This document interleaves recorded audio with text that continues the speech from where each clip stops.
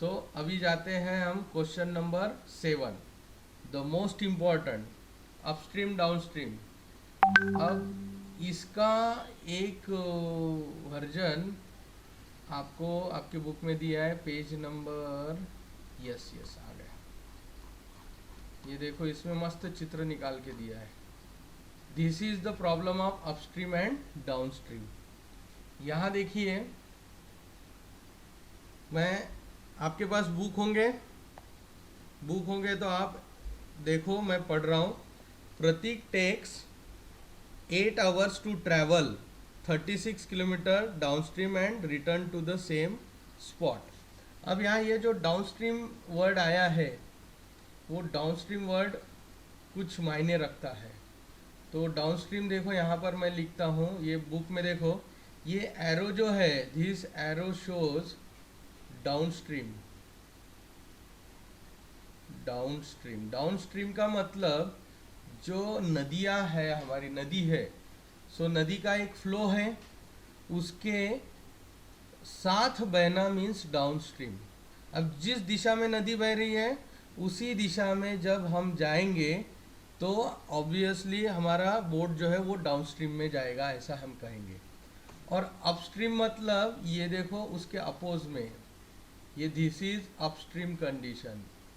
Upstream का मतलब कि फ्लो ऑफ रिवर, ये रिवर का फ्लो है इस डायरेक्शन, सॉरी रिवर्स डायरेक्शन दिखाना चाहिए, डाउनस्ट्रीम इधर दिखाया ना हमने। तो नदियाँ इस डायरेक्शन में बह रही है, नदी का फ्लो राइट टू लेफ्ट जा रहा है। और ये जो हमारा पहला बंदा है, ये देखो मैं यहाँ फर्स्ट लिख रहा हूँ, पहला बंदा नदी का जो फ्लो जा रहा है उसी डायरेक्शन में अपनी बोट लेके जा रहा है, तो उसे हम कहेंगे वो डाउनस्ट्रीम में जा रहा है। और ये हमारा सेकंड बंदा है, ये दूसरा, ये हमारे नदी के अपोजिट डायरेक्शन में जा रहा है, फ्लो के अपोजिट डायरेक्शन में, तो दैट इज अपस्ट्रीम। अब एक चीज़ आप थोड़ा सा खुद के प्रैक्टिकल एग्जांपल से ध्यान में लो। अब ये नदिया में जा रहा है, हमारे पास तो नदी है ही नहीं, तो हमको उसका एक्सपीरियंस नहीं आएगा। We will take another example. आप स्कूल जाते वक्त कभी बहुत ज़ोर से हवा आती है कि भाई तूफान आने जैसा लगता है, बहुत ज़ोर से हवा आती है, उसका एक पर्टिकुलर डायरेक्शन रहता है। तो आप ध्यान में रखिए कि अगर उस हवा के दिशा में आप साइकिल चला रहे हो तो आपको पैडल मारने में आसानी जाएगा, क्योंकि आप हवा की दिशा में जा रहे हो, तो आपको हवा भी पुश करेगा। सो फ्लो ऑफ एयर और fluid will help the transiting person और एनीथिंग। फिर यहाँ पर बोट है, तो ट्रांजिट कौन हो रहा है? बोट।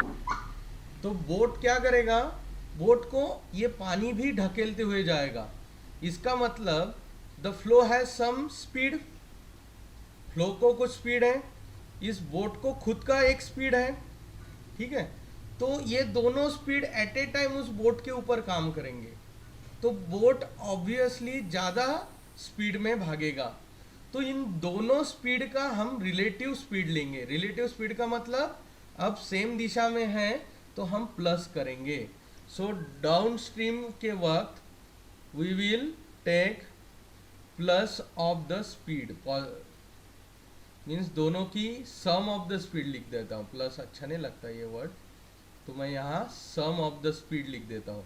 यहाँ लिख रहा हूँ सम ऑफ स्पीड, दोनों के स्पीड का sum is the relative, equal to relative speed.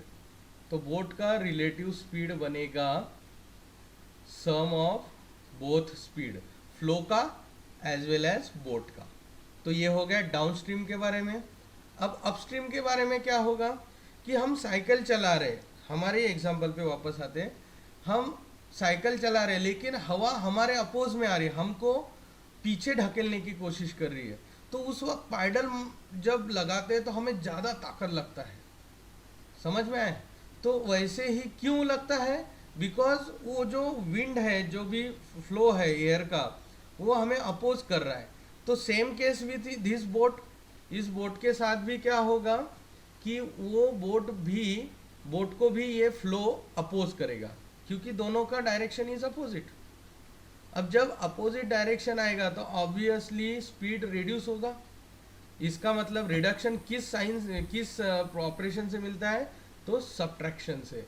तो हम यहाँ पर क्या करेंगे, subtraction of speed, subtraction of speed for upstream, तो हमें मिलेगा रिलेटिव स्पीड। क्या मिलेगा, रिलेटिव स्पीड। फिर आपके दिमाग में आया होगा कि सर ये रिलेटिव स्पीड क्यों निकाल रहे हैं, बिकॉज यहाँ पर दो दो स्पीड है और दो दो स्पीड को लेके हम प्रॉब्लम सॉल्व नहीं कर पाएंगे, because we have a single formula, time equal to, क्या है हमारे पास formula, time equal to speed, sorry distance upon speed, time equal to distance upon speed, ये हमारा फॉर्मूला। ये सबको मालूम है, 8th स्टैंडर्ड से हम सीख रहे हैं। Okay, so time equal to distance upon speed. अब देखो मैं पहला सेंटेंस पढ़ता हूँ, Prateek takes 8 hours to travel 36 kilometre upstream and return to the same spot. अब एक डायरेक्शन में अगर वो डाउनस्ट्रीम जा रहा है तो उसका रिटर्निंग पाथ अपस्ट्रीम होगा। तो वो क्या कर रहा है, एक 36 किलोमीटर डाउनस्ट्रीम जा रहा है, 36 किलोमीटर अपस्ट्रीम आ रहा है, और ये दोनों का टाइम 36 किलोमीटर ट्रैवल करने का टाइम की अगर हम एडिशन करेंगे तो वो मिलेगी 8 आवर्स।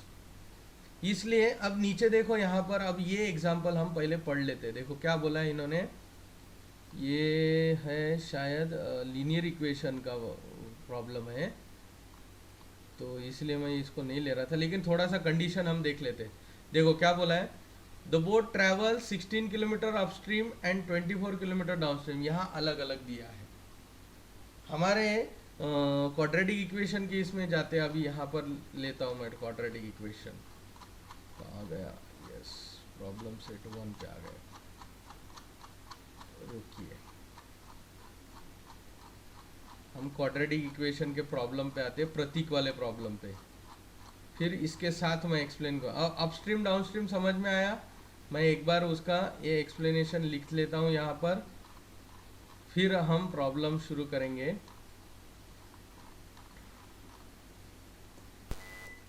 ये आ गए हम एप्लीकेशन पे, यस, हमारा जो फाइल है उस पे आ गए। तो upstream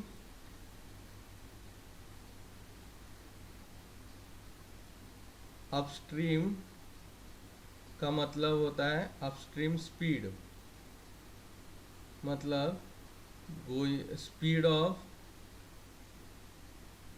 boat in opposite direction of flow, this is upstream. So therefore relative speed in upstream, upstream में रिलेटिव स्पीड क्या होगा, speed of boat minus speed of flow current, water current कहा जाता है, इसलिए मैं फ्लो करंट बोलता हूँ। ये होगा हमारा अपस्ट्रीम का। अब मैं जाता हूँ डाउनस्ट्रीम। डाउनस्ट्रीम का मतलब in the direction of flow, downstream speed of boat means what, down stream speed of boat का मतलब होता है, यहाँ लिखता हूँ, speed of boat in same direction of flow, जो दिशा में फ्लो जा रहा है उसी दिशा में वो डाउनस्ट्रीम कहलाएगा अगर हम बोट लेके जा रहे हैं। तो relative speed in downstream downstream में रिलेटिव स्पीड क्या होगा, speed of boat plus speed of flow current.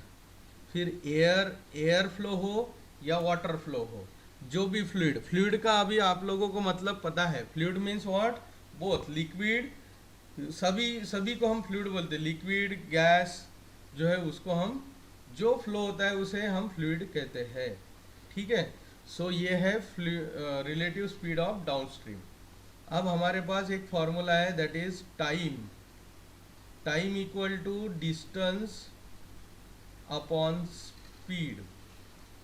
अब मैं अपस्ट्रीम डाउनस्ट्रीम के भी टाइम निकालता हूँ, यहाँ पर फॉर्मूला बता देता हूँ। Upstream time is equal to upstream distance, upstream में जितना डिस्टेंस ट्रैवल करेगा वो उतने किलोमीटर्स लिखना है। एक चीज़ ध्यान में रखना है, इसमें सारे डिस्टेंस किलोमीटर में होने चाहिए and speed kilometre per our में होनी चाहिए। सो मैं यहाँ किलोमीटर लिख देता हूँ और ये किलोमीटर पर आवर। ठीक है, यहाँ पर भी लिख देता हूँ किलोमीटर और यहाँ स्पीड में किलोमीटर पर आवर। ठीक है, ये यूनिट भी मैंने लिख दिया। ठीक है, तब जाके ये टाइम हमारा आवर में मिलेगा। दोनों एक चीज़ ध्यान में रखना, सेम होनी चाहिए यूनिट। तो upstream distance upon relative upstream speed SP लिख देता हूँ। ठीक है, so this is for upstream time and downstream time. अब डाउनस्ट्रीम टाइम में देखिए क्या होगा कि डाउनस्ट्रीम का जितना डिस्टेंस है वो in kilometres upon relative downstream speed. ये अब चीज़ें अभी हमारी जितनी भी सीखनी थी वो हमने यहाँ लिख दी है। देखो एक बार मैं फिर से रिपीट करता हूँ। अपस्ट्रीम स्पीड का मतलब होता है speed of boat in opposite direction of flow. ठीक है, so therefore relative speed in upstream is equal to speed of boat minus speed of, यहाँ निगेटिव सब्ट्रैक्शन लेना है। रिलेटिव अपस्ट्रीम में रिलेटिव स्पीड निकालने के लिए दो स्पीड का डिफरेंस लेना है। Boat is obviously greater minus smaller. Current का फ्लो या पानी का फ्लो बोट के फ्लो से कम होता है, इसलिए बिगर माइनस स्मॉलर। यहाँ उल्टा नहीं करना, उल्टा करेंगे तो प्रॉब्लम हो जाएगी, आपके आंसर गलत आएंगे। ठीक है, फिर डाउनस्ट्रीम स्पीड ऑफ बोट का मतलब होता है speed of boat in same direction of flow. जिस दिशा में पानी बह रहा है उसी दिशा में जाने का मतलब होता है डाउनस्ट्रीम, और उस वक्त की स्पीड इज डाउनस्ट्रीम स्पीड। अब वो हमेशा रिलेटिव रहेगी। So relative speed in downstream equal to sum of the speeds, because दोनों एक दूसरे को मदद करते हुए जा रहे हैं, तो दोनों एक दूसरे का हाथ पकड़ते हुए, चलो भाई तुमको भी खींच के लेके जाता हूँ। So speed of boat plus speed of flow current, तो ये हो गया हमारा रिलेटिव इसका। अब हमारे पास बेसिक फॉर्मूला है from physics, time equal to distance upon speed. Distance is given in kilometre, speed is kilometre per hour. Remember the units के ऊपर ध्यान देना है। अब अपस्ट्रीम टाइम क्या होगा फिर, upstream time is upstream distance upon relative upstream speed. तो अपस्ट्रीम में जितना वो डिस्टेंस ट्रैवल करेगा डिवाइडेड बाय उसका रिलेटिव अपस्ट्रीम स्पीड लेना पड़ेगा, that is upstream time. Downstream time is equal to downstream distance upon relative downstream speed. अब हमें हमेशा कंडीशन क्या दी रहती है कि हमें टोटल टाइम दिया हो रहता है। तो हम यहाँ पर लिख सकते हैं कि कंडीशंस कैसे, कंडीशंस आर गिवन एज, हमेशा कैसी दी रहती है, गिवन एज, इस तरह से दी रहती है। Upstream time plus downstream time downstream time, ये दोनों का addition is equal to total time of travel. ये चीज़ ध्यान में रखना है, दोनों का टोटल हमें दिया रहता है। सो यहाँ देखिए बहुत ही बढ़िया सा हमारे पास ये दिया हुआ है कि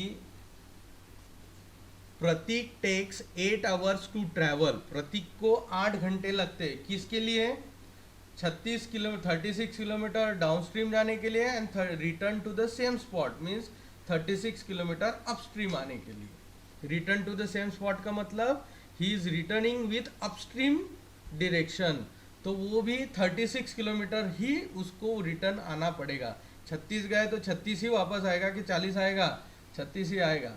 सो 36 किलोमीटर वो अपस्ट्रीम भी आएगा।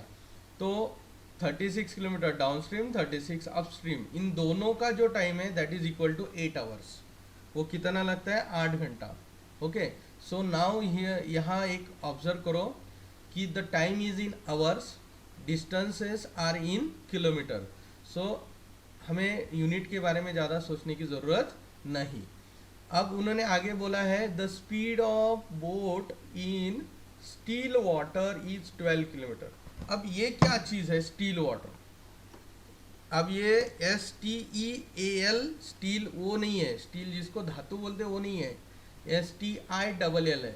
तो स्टील का मतलब बहुत स्थिर शांत जो है कि वो किसी दिशा में फ्लो नहीं हो रहा, एक जगह पे रुका हुआ, जैसे तालाब में होता है। नदी में तो बहता रहता है लेकिन तालाब में अगर वही बोट एज इट इज उठा के हमने तालाब में रखी तो जितने स्पीड से जाएगा that is the speed of boat in still water. शांत पानी में उस बोट का स्पीड कितना है तो 12 किलोमीटर। अब ये per hour 12 kilometre per our, ये ऐसा क्यों दिया, तो उनका कहना है कि ओनली बोट का स्पीड कितना है।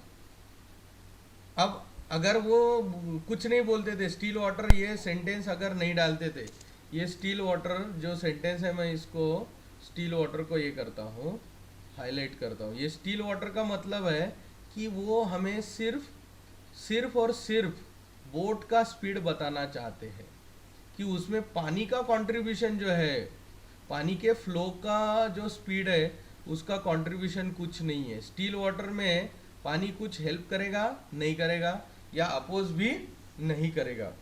सो स्टील वाटर कहने का मतलब है कि पानी का रोल इस स्पीड में कुछ नहीं, this is purely speed of boat. ठीक है, तो ये स्टील वाटर कंडीशन हमेशा आपने ध्यान में रखना है, that is for only indicating the speed of individual boat. Simple एक ही बोट का स्पीड बताने के लिए उन्होंने 12 किलोमीटर। तो अब देखिए हमारे पास फिर उन्होंने आगे पूछा है find the speed of water current. इसका मतलब हमारा unknown variable is only water current, सिर्फ और सिर्फ वाटर करंट ही हमें मालूम नहीं है। तो हमारे पास दो स्पीड है, वाटर करंट का एक स्पीड है और एक बोट का स्पीड है। अब अपस्ट्रीम रहेगा तो ये दोनों एक दूसरे को अपोज करेंगे दोनों स्पीड, तो इन दोनों स्पीड की माइनस करनी है। अब डाउनस्ट्रीम रहेगा तो ये दोनों एक दूसरे को मदद करने वाले हैं तो इनकी प्लस करनी है। ठीक है, तो इस तरह से अभी हम इसका प्रॉब्लम प्रॉब्लम हम सॉल्व करते हैं। अब हम क्या करते हैं, हम पहले तो हमें स्पीड ऑफ बोट दिया गया है that is 12 kilometre. So sixth problem 12 kilometre पर, और हमारा इसका कितना है वाटर करंट का वो निकालना है। तो हम पहले एज्यूम करते हैं let the speed of water current equal to x kilometre per hour. ठीक है, and the speed of boat in still water, only boat का speed still water equals to 12 kilometre per hour. ध्यान में आया सबको? ये वीडियो बहुत important topic पे चल रहा है, इसलिए इस वीडियो को घर पे फिर से एक बार देखना है आप लोगों ने। तो अभी हम क्या करते हैं, अपस्ट्रीम डाउनस्ट्रीम के स्पीड निकालते हैं. सो relative speed in upstream. Upstream में अपोज करता है तो क्या होगा, 12 माइनस एक्स. ज़्यादा कौन है, बोट का स्पीड. सो बोट का स्पीड दिया है 12, 12 minus current speed is x. इतने kilometre per hour relative speed होगा. ओके. बाद में relative speed of speed in relative speed in downstream. सबका ध्यान है ना, सब देख रहे हैं. डाउनस्ट्रीम में क्या होगा कि इन ये एक दूसरे को हेल्प करने वाले. So addition of both 12 plus x kilometre per hour. ठीक है. सो अभी हम अपना फिजिक्स वाला फॉर्मूला लिख देते हैं. We know that time equal to distance upon speed. Okay. So as per condition, अब जाते हैं कंडीशन में. एज पर कंडीशन क्या दिया है कि to travel upstream and downstream ही टेक्स 8 आवर्स. बराबर है. तो मैं पहला प्रॉब्लम है इसलिए मैं क्या लिखता हूँ, पहला वो डाउनस्ट्रीम जा रहा है. सो डाउनस्ट्रीम टाइम, ये पहला 36 किलोमीटर गया, प्लस अपस्ट्रीम टाइम. अपस्ट्रीम पहला प्रॉब्लम है इसलिए मैं इतना डिटेल ये फॉर्मूला लिख रहा हूँ. कोई ज़रूरत नहीं इसकी डायरेक्ट कंडीशन पुट करना है, लेकिन पहले इसमें समझने के लिए लिखते हैं. Downstream time plus upstream time is equal to total time in hours. ठीक है. तो अब देखते हैं डाउनस्ट्रीम टाइम क्या होगा. डाउनस्ट्रीम टाइम मतलब डिस्टेंस कितना है, डाउनस्ट्रीम 36 किलोमीटर. डाउनस्ट्रीम का ये कितना है, डाउनस्ट्रीम का relative speed is 12 plus x. ये देखो डाउनस्ट्रीम का speed is 12 plus x plus 36 kilometre in upstream. वो रिटर्न भी आ रहा है अपस्ट्रीम में, तो उसका relative speed is 12 minus x. तो relative speed is 12 minus x. This is the time for upstream, this is the time for downstream. दोनों मिला के उसको कितना घंटे लग रहे हैं, 8 आवर्स. कितने लग रहे हैं, 8 आवर्स. तो इस तरह से हमारा मैथमेटिकल सिंपल स्टेटमेंट तैयार हो जाता है. बहुत बढ़िया. अब हमें मालूम है ऐसा रहा तो क्या करते हैं हम, अगेन पहले तो ये 36 हमें नहीं चाहिए, तो हम क्या करते हैं, डिवाइडिंग बोथ साइड बाय 36. तो पहले इसका 36 निकल जाएगा तो 1/12 प्लस एक्स हो जाएगा, प्लस दूसरे का भी 36 निकल कैंसिल हो जाएगा. सो बचेगा 1/12 माइनस एक्स. और इधर 8 को भी 36 से डिवाइड करना भूलना नहीं, तो 8/36. तो यहाँ पर क्या हो जाएगा, 4 2 जार 8, 4 9 जार. ओके. अब हम करते हैं इसका cross multiply left hand side में. सो 12 माइनस एक्स ये हो गया, प्लस 12 प्लस एक्स. तो इसका डिनोमिनेटर इधर और इसका डिनोमिनेटर से न्यूमरेटर को इधर 1 से मल्टीप्लाई कर रहे मीन्स वही मिलेगा. और नीचे हमें ब्रैकेट मिलेंगे 12 plus x and 12 minus x. तो डिनोमिनेटर में तो आइडेंटिटी मिल गई, राइट हैंड साइड में 2/9. अब आसान हो गया लगभग. देखो ऊपर का जो एक्स है, ये देखो ये है minus x and this is plus x. सारा प्लस माइनस में कोई मल्टीप्लाई नहीं है तो हम ये cancel, plus minus x cancel. So 12 plus 12 is 24 upon, यहाँ क्या होगा 24 अपॉन, नीचे a plus b a minus b means a square मतलब 12 का square that is 144. b is x, तो x square minus x b square मतलब x का square that is x square equal to 2/9. Again cross multiply करते हैं, तो cross multiplication में हमें क्या मिलेगा, क्रॉस मल्टीप्लाई करने की, हाँ चलो करते हैं, 2 इंटू 144 माइनस एक्स स्क्वायर, समझ में नहीं आएगा इसलिए कर रहा हूँ, 9 इंटू 24, इसको ऐसे ही रखता हूँ। अब ये 2 मल्टीप्लाई ये डिवीजन में जाएगा, so 144 minus x square equal to 9 into 24 upon 2, so 2 1 जार 2, 12 जार 24। तो अल्टीमेटली हमारे हाथ में अभी क्या आ गया है, देखो 144 minus x square equal to 9 into 12 is 108।